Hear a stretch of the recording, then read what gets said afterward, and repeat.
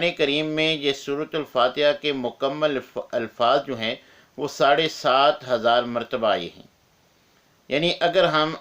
مکمل سورۃ الفاتحہ کے الفاظ کا ترجمہ اور مفہوم سمجھ لیتے ہیں تو ہم قرآن کریم کے 7,500 الفاظ کا ترجمہ اور مفہوم جان لیتے ہیں۔ تو اس لیے یہ ہر رکعت میں پڑھی جاتی ہے، تو اس کا ترجمہ اور مفہوم جو ہے وہ ہر نمازی کو ذہن میں رکھ کر یہ الفاظ ادا کرنے چاہیے۔ الحمد تمام تعریفیں للہ اللہ ہی کے لیے ہیں، رب جو رب ہے پالنے والا ہے، العالمین تمام جہانوں کا،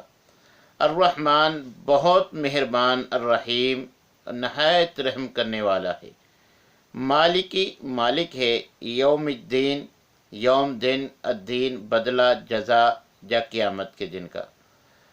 الحمدللہ رب العالمین تمام تعریفیں اس اللہ کے لیے ہیں جو تمام جہانوں کو پالنے والا ہے،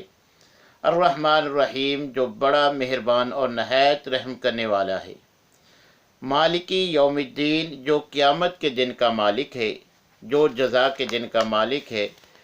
ایاکا تیری ہی نعبدو ہم عبادت کرتے ہیں، واو اور ایاکا تجھ ہی سے نستعین ہم مدد چاہتے ہیں، اہدنا دکھا ہمیں الصراط راستہ المستقیم سیدھا،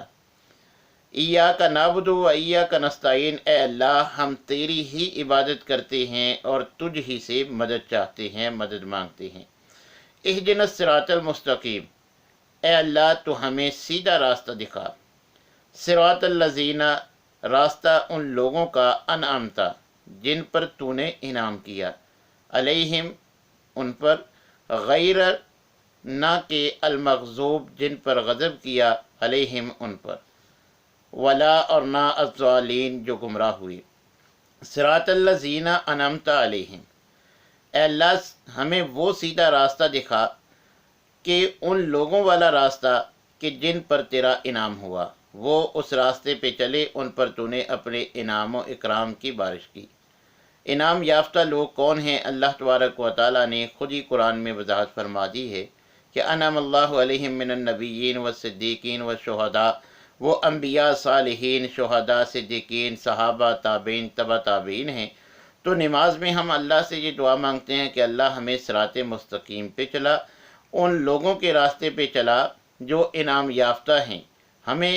انہی کے راستے پہ، انہی کے نقش قدم پہ چلنے کی توفیق عنایت فرما، غیر المغضوب علیہم اے اللہ ہمیں ان لوگوں کے راستے پہ نہ چلا جن پر تیرا غضب ہوا،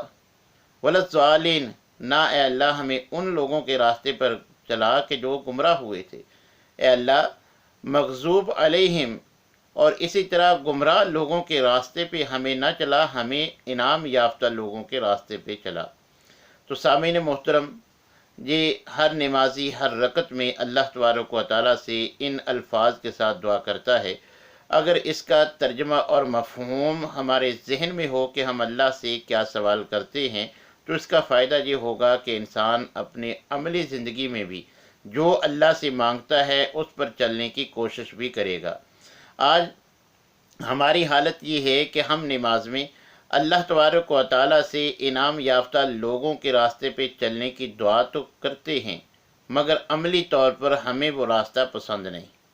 برادری کی رسوم و رواج ہم اپنا لیتے ہیں مگر ان انعام یافتہ انبیاء کا، نبی صلی اللہ علیہ وسلم کا مسنون طریقہ، صحابہ کا طریقہ ہم اپنانے کے لیے تیار نہیں۔ نماز کی ہر رکعت میں ہم اللہ سے دعا تو کرتے ہیں کہ اللہ جن پر تیرا غضب ہوا یا جو گمراہ تھے ان گمراہوں کے نقش قدم پہ ہمیں نہ چلا، مگر جب ہم اپنی عملی زندگی میں آتے ہیں تو ہمارے اکثر معاملات وہ غیر مسلموں والے ہیں، ہمارے رسوم و رواج، خوشی غمی کے معاملات وہ عیسائیوں، یہودیوں، ہندوؤں، مجوسیوں والے ہیں۔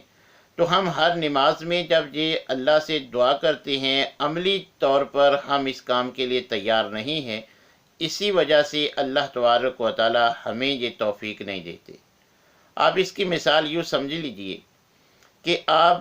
سائیکل چلا رہے ہیں، سائیکل کے پیڈل کو آپ اپنے پورے زور سے، پوری قوت سے جو ہے وہ گھماتے ہیں، اور مگر اس کے ساتھ آپ نے پوری زور کے ساتھ جو ہے وہ بریک بھی دبا رکھی ہے، تو आप अहबाब समझते हैं कि जब ब्रेक भी ज़ोर से दबाई जाएगी, उसको पैडल को भी ज़ोर से घुमाया जाएगा, तो साइकिल अपनी जगह से आगे नहीं बढ़ सकेगा। क्यों कि साथ ब्रेक भी दबाई हुई है। अगर हम ब्रेक को छोड़ेंगे तो हम अपने मकसद में कामयाब होंगे, हमें ज़ोर और क़ुव्वत लगाने का फ़ायदा हासिल होगा। तो इधर भी हम नमाज में तो अल्लाह से दुआएं मांगते हैं कि अल्लाह हमें इनाम याफ्ता लोगों के रास्ते पे चला, जो तेरे गज़ब का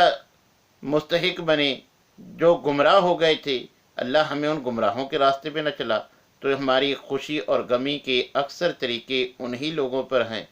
और आज हमारी हालत ये है कि हमारे अंदर कोई ऐसा अमल नहीं कि जिन आमाल पर कुरान ने गवाही दी है कि जिन बद आमालियों पर अल्लाह ने उन कौमों को सज़ा दी, अजाब से दो चार किया, आज वो सारे काम हम मुसलमानों में मौजूद हैं। तो मेरे भाइयों, नमाज के तर्जमे का याद रखने का, जहन में मानी और मफहूम बैठाने का फ़ायदा ये है कि इंसान को इल्म हो कि मैं अल्लाह से क्या मांगता हूँ। जब हम अल्लाह से जो दुआ करते हैं, अमली ज़िंदगी पर भी हमारा अमल भी गवाही दे कि वाक़अतन हम उसी के मुतलाशी हैं। हमारी यही ख्वाहिश है कि हम उसी रास्ते पे चलें। जब हम अल्लाह से मांगते हैं इनाम याफ्ता लोगों का रास्ता सिरात मुस्तकीम, मगर अमली ज़िंदगी में हमें इल्म भी होता है कि पैगंबर का तरीका क्या है, मगर हम पैगंबर के तरीके को छोड़ देते हैं, अपने इमाम की बात को छोड़ने के लिए तैयार नहीं, बरादरी के रसूम व रवाज को छोड़ने के लिए तैयार नहीं, जैसा हमारे माशरे में चलता है वो काम छोड़ने के लिए हम तैयार नहीं। जब हम अमली तौर पर इसका सबूत पेश नहीं करते कि अल्लाह हम वाक़अतन इनाम याफ्ता लोगों के रास्ते पे चलने की ख्वाहिश रखते हैं और उसी की तुझसे दुआ करते हैं, तो इंशाअल्लाह हमारी दुआ को ज़रूर कबूल करेगा। अल्लाह हमारे गुमराहों के रास्ते से बचाएगा। अल्लाह तबारक व तआला हमें मग़ज़ूब अलैहिम के रास्ते से बचाएगा। गैर मुस्लिमों के तहज़ीब को हम नापसंद करने लग जाएंगे, हमें आइडियल नज़र आएंगे, तो नबी करीम अलैहिस्सलातु वस्सलाम और आपके असहाब जो है वो नज़र आएंगे। तो मेरे भाइयों, जब हम नमाज में दुआ इस रास्ते की करते हैं तो अमली ज़िंदगी पर भी उसी रास्ते को तरजीह देनी चाहिए जिसकी हम हर रकत में अल्लाह तबारक व तआला से दुआ मांगते हैं। अल्लाह तबारक व तआला से दुआ है कि अल्लाह ताला हमें हर मामला में किताब व सुन्नत की इत्तिबा करने की तौफ़ीक़ अनात फ़रमाए। व आख़िरु दावाना अनिल हम्दुलिल्लाहि रब्बिल आलमीन।